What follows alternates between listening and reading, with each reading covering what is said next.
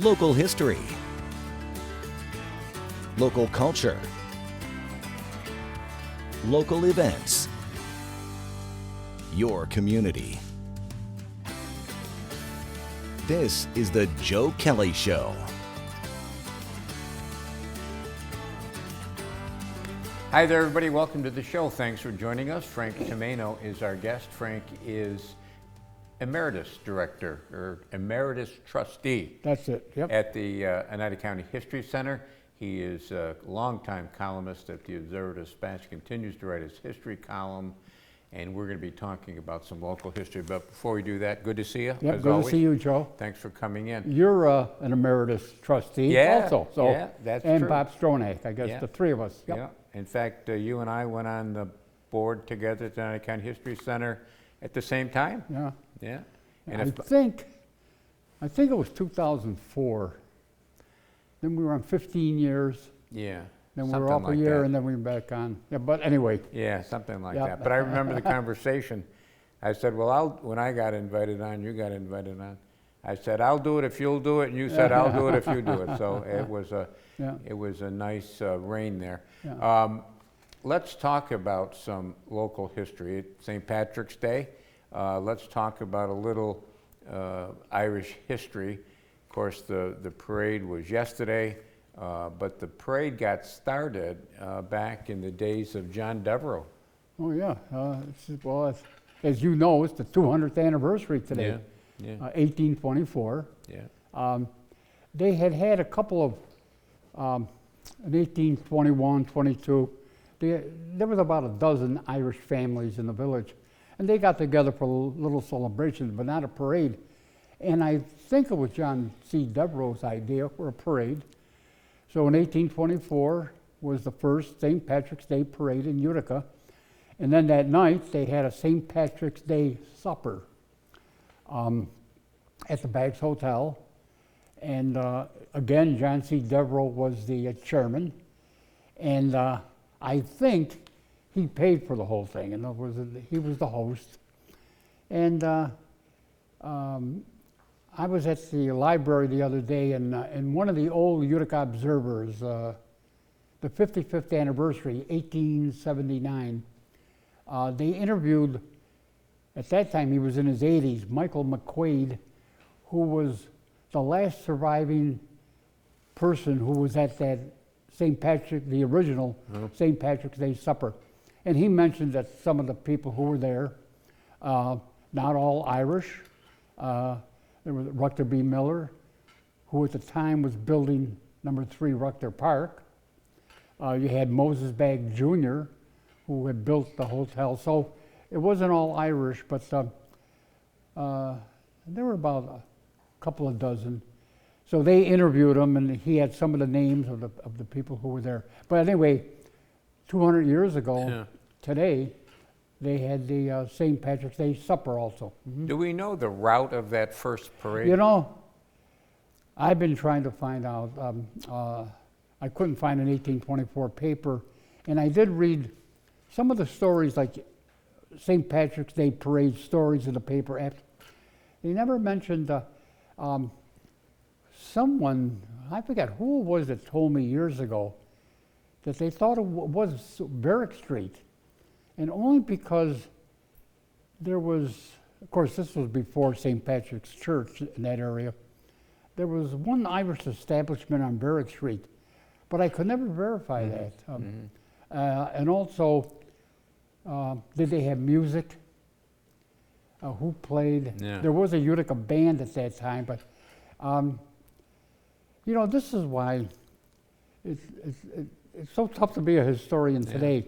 You know, last week you had Brad Velarde on in the Greater Utica magazine he does. You know, I really appreciate that magazine now. He does a great job. But you know, 50 years from now, a historian's going to have it easy. Yeah. Because if they're going to write it like, you know, you mentioned last week, the Indian Corporation. If someone 50 years from now is doing a story, there it is, all there. Yeah. We don't have that privilege, I guess. So I could never, to answer your question, I could never find out the route, although someone told me years ago it was Varick Street. Okay.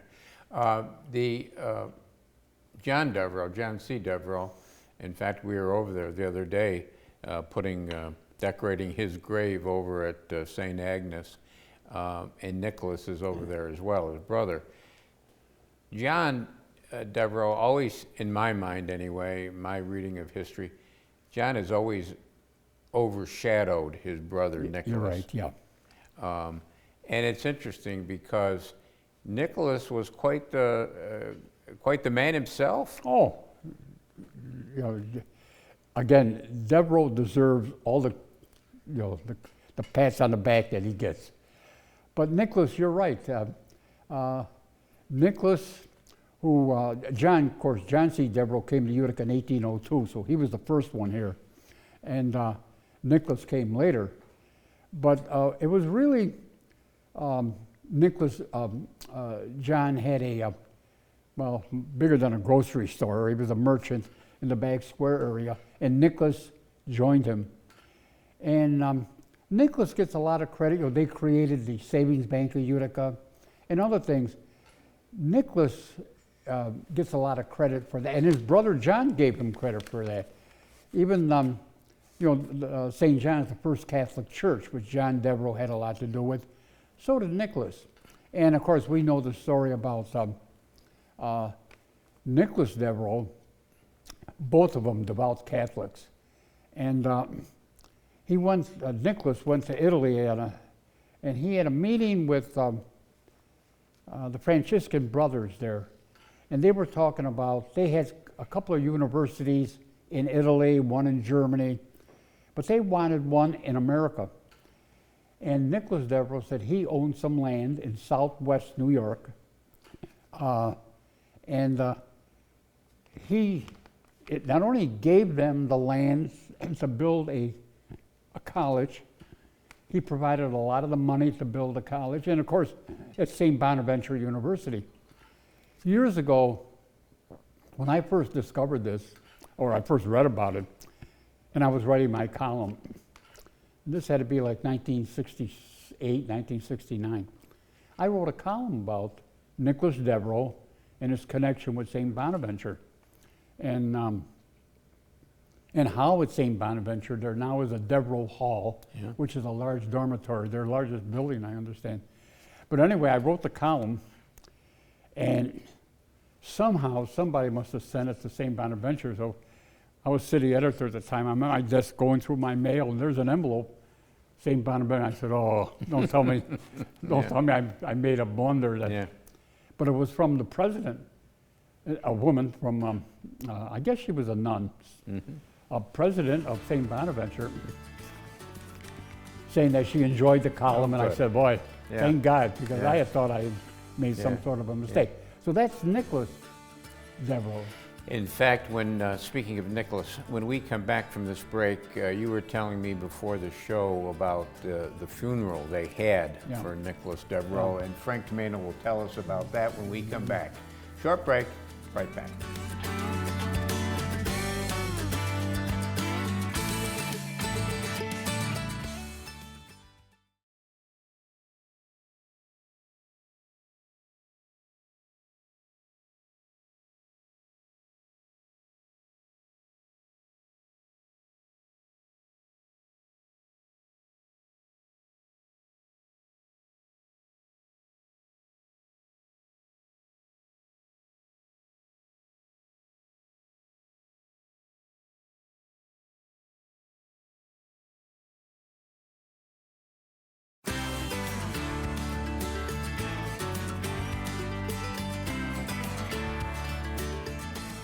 Hi there, everybody. Welcome back. Thanks for sticking with us. Frank Tomaino is our guest.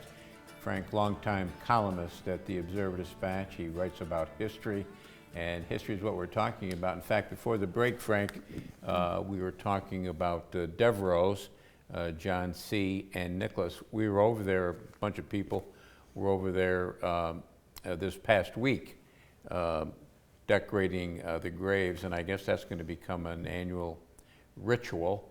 And one of the things that, not the first time I've been over to St. Agnes and seen those graves, but the thing that first jumped out at me the first time I went over there was they're very modest gravestones, very which, modest. Which really doesn't surprise me. Yeah. You know, the way it was just a, as I was telling you, Nicholas really was a beloved people, but they loved him. I mean, he did so, he was, like his brother John, they were always giving to the community.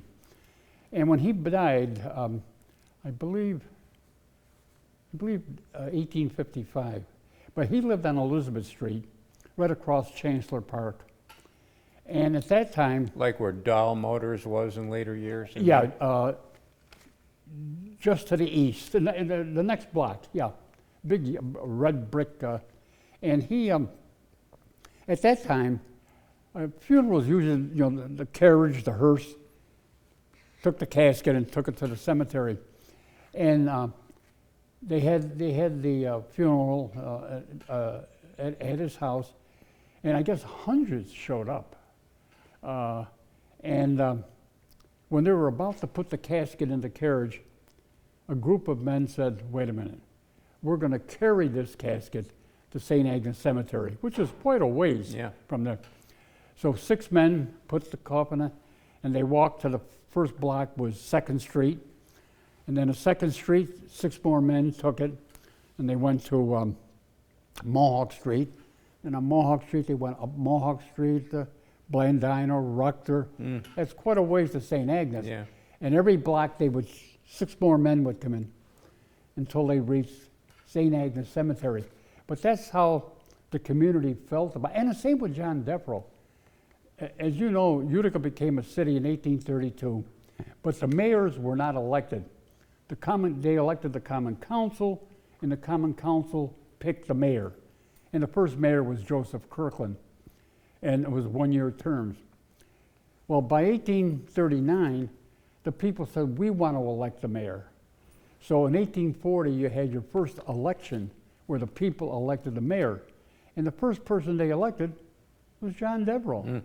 So both of them were just givers. In fact, when before there was no Catholic Church west of Albany, and you had quite a few Catholics in central and western New York, and John Devereux used to go to the closest church was St. Mary's in Albany Street in Albany, and but John Devereux was always giving when any Protestant organization, if a Presbyterian were building a church, he would always give to so the ecumenical movement was alive and well. He was always giving to these churches, and every so often, in his house on Broad Street, they would want to hear a man of the cloth. So that he would invite ministers, a rector from the Episcopal Church, to give a sermon in his house. Well, when the time came in 1819 to build the first Catholic church, St. John's, Morris Miller, who was an Episcopalian, the builder of number 3 Rucker Park, where he started to build it, when he heard about it, he went to John Devereux and said, "I own land on the southwest corner of John and Bleecker. I'm going to give you the deed to that land so you could build your church." And St. John's Church, really the mother church of all Catholic churches west of Albany, that church is built on land given by an Episcopalian. So the Devereux were givers, and the people appreciated that, both John and Nicholas. You know? Yeah. The Devereux really kind of got their stuff, well, as you said, they had a dry goods store, but another part of their heritage was related to the Erie Canal.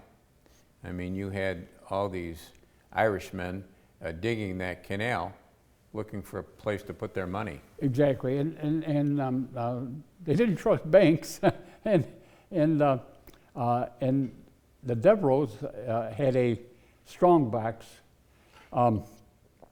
so they invited their customers, many of the Irish workmen on the canal, who wanted to save some, or just a safe place to put their money. And the Devereux said, "Well, you could use our strong box." Well, it began to grow. Yeah. And it was Nicholas who had the idea. Said, wait a minute, we got all this money in this strong box. Why don't we invest it and start getting some interest for them? Anyway, it was the beginning of the savings bank, which was really Nicholas's idea. And they began to use that money and they began to invest it. But you're right, it was the laborers at the Erie Canal that got it started. You know. For many years, the savings bank, the Gold Dome Bank, had behind their teller cages portraits of Nicolas and John.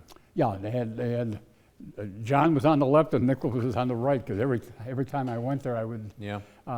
And now I guess Munson. That's what I understand. The Munson has them. Yeah. Yeah. I'm glad. I was when the savings bank had its 150th anniversary, 1989, and I was at the OD, and I decided to put out a special section on the history of the savings bank. So I went there, and I said, and I was looking, I said, boy, I imagine they got a lot of old photographs. And I was kind of disappointed. Very little, they took me downstairs where they had some papers, but no photographs or drawings. I was kind of disappointed that they didn't have, I guess a lot of that stuff was thrown out. You know. They did have, though, because I remember seeing it in the lobby, the strong box. Oh, I think it's still there. Oh, is it? I haven't been there in a long time, but Yeah. I think it's still there. And I remember seeing at some point, Frank, a notebook. They had a little glass case with some Yeah. artifacts there. Yeah. Yeah. And I think that notebook was where they put those first depositors, so to speak. Well, I wrote a column one time. We do know the first depositor. I'm forgetting his name now. How much he deposited. So there's a lot of that history still around. Yeah. You know. And the Gold Dome Bank, a landmark of downtown Utica, and continues on to be a landmark. But a lot of downtown has changed. Oh boy. Yeah. When we come back, let's talk a little bit about the changing face of downtown Utica. Yep. Frank Tomaino's our guest. We're talking about some local history. Short break, right back.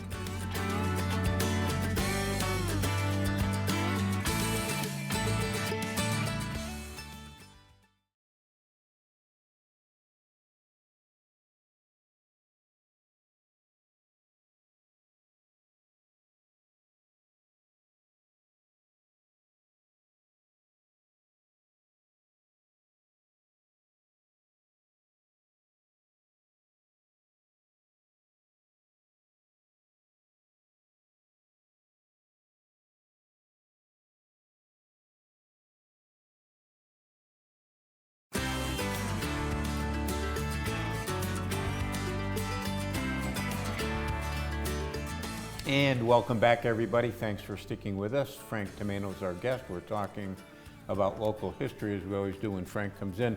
Frank, we were talking before the break about the Gold Dome Bank, the Savings Bank of Utica, which is no more. The building is still there, but it's not the Savings Bank of Utica anymore. Before the Savings Bank was put up there, it was owned by a very prominent Utican. Yeah, Alexander Johnson, who was he was a banker too, but he was a linguist, he was a writer, very brilliant man. And his wife was Abigail Adams, who was the granddaughter of President John Adams and the niece of President John Quincy Adams. And in fact, we were talking about the first St. Patrick's Day Parade, 1824. The following year, 1825, General Lafayette visited Utica, and one of the first places he visited, he was only in Utica that afternoon, but one of the first places he knew President, at that time, John Quincy Adams was president, and that his niece lived, you know, where the Savings Bank was, and Lafayette visited her there. But it's quite a historic place. Yeah. Was that a mansion, Frank? It was a mansion. Yeah. In fact, I've used it in my column a couple of times. It was a big. Yeah, it was a mansion. You know. And when as long as you mentioned Lafayette, he was on a tour, well, not around the entire country, but it was a pretty big tour. Oh yeah, I think he started in 1824, and he arrived in Utica in 1825, and we've talked about it before. He came in from the Whitesboro area on, at that time it was called Rome Street, connected Utica and Rome, which they renamed Lafayette Street. And you know, as you know, there is the plaque in front of the old Hotel Utica. Yeah. That because he stopped in the corner, there were thousands of people. You know, Lafayette was a Revolutionary War hero. Of course, this was almost 50 years after the Revolutionary War, and he wanted to make one last tour of the United States, and he wanted to make sure he stopped in Utica. And again, as I say, he visited the Johnson Mansion. Yeah. Know. Did he during the Revolutionary War? Was he ever through Utica? Did he ever? Oh, I don't think so. Yeah. No, he was. By the way, he was only 19 years Yeah. old, 20 years old when he became a general, and there is another connection. Dr. John Cochran, who was buried at Forest Hill Cemetery. Dr. John Cochran was George Washington's personal physician, and he was Surgeon General of all the American armies during the Revolutionary War. Well, at the Battle of Brandywine in southern Pennsylvania, Lafayette was wounded, and they couldn't stop the bleeding. He was going to die. And Washington called Dr. Cochran and said, go there and see what you can do. Mm-hmm. And Cochran went there and stopped the bleeding, and was able to save Lafayette's life. Later, years later, when he wrote his autobiography, he said, he mentioned the Battle of Brandywine. He said, where I was wounded, and I was, the only thing that saved my life was a good Madeira wine and the talents of Dr. John Cochran. And Cochran's buried in Utica. So once you start doing history, there's more connections, and it's interesting. It's fun too. Yeah. History, just for the fun of it, Frank Tomaino's book that he wrote many years ago. The face of downtown, it's really changed a lot over the years, particularly now that the new Wynn Hospital is in there. Yeah, in fact, I was thinking the other day, you know, we always talk about Genesee Street, the side streets, which of course you're talking where the hospital is now, but Columbia, Lafayette, I mean, they were loaded with retail stores. I was just thinking Columbia Street, if you start from Genesee, Hempstraw's Bakery started there. Then you had August Men's Shop, Sonny Brothers, which they sold jewelry, appliances, but they were also opticians. The Play World, I used toy to go shop. to the Play World all the time. And of course, on Columbia Street, the 300 block, the Utica Manticore. That's way over by, I forget what the cross street is, but that's 300 down block. by State Street, down that way. Yeah, just before you got to Burgers, remember the old Burgers department store? Although the Manticore was on the south side. Big red brick building, had bowling alleys, and the reason I know, while I was going to Utica College, I worked at Dodge Drug, as you did. Yeah. And I remember, I forget his name now, one of the managers there was a member of the Manticore, and he loved to bowl. And that Manticore on Columbia had, I think, 4 bowling alleys, and we bowled there one time. Yeah. And I went to a couple of weddings there, too. Huge, huge place. So anyway, you had, you know, and same with Bleecker Street and Lafayette. We've talked Blandina Street, Roach and Quinn's, the Music House. Shamey's Juvenile Shoes. I remember when the Salvation Army was on... Salvation on Blandina, I believe. Yep. Yeah. Right across, I think, almost right across from Roach and Quinn. Yeah, I think you're right. Yeah, you're right. That's right. I'd forgotten about that, yeah. So the side streets have changed a lot now. Now, when you mentioned, I thought for sure you were going to mention it, on Columbia Street, there was somebody who was kind of a squatter over there. Oh, you're not talking Helen Hoffman. Yeah. Yeah, Helen was, she was on on the north side, it later became Marine Midland Bank. When she started, I forget what the name of it, there was another bank there. But you're right, she just set up a little shack, never paid rent or anything. And boy, sold magazines. And I remember from the time I was 5 years old, I've worked crossword puzzles. I love hard crossword puzzles. And I used to go there. She always had a couple of crossword puzzle books that I loved. And I used to buy there. But while you were there, cars would pull up and she would sell papers and magazines. Yeah. And I would imagine it made some of the merchants downtown that sold newspapers, that paid taxes and rent. Eventually, they forced her, the bank, they were going to redo the bank and they remodeled the bank, and they forced her to move across the street, which was at a bus stop. Yeah. She didn't last there long. They finally got rid of her. You know. My memory of Ellen Hoffman is I would go down there on the way to the Olympic, the Avon, or the Utica theaters, and I would stop there and read the comic books. Oh. And if I would read a comic book a little bit too long, she'd yell. Oh yeah. You know, aren't you going to pay for that? You know. But anyway, good memories. Yeah. Thanks for coming in. I appreciate it. My pleasure. Okay, we'll see you again soon. Well, that's going to do it for us this week. We'll be back next week. We'll do it all again. Don't forget cnyhomepage.com. There's a lot of good stuff there, including archives of this show.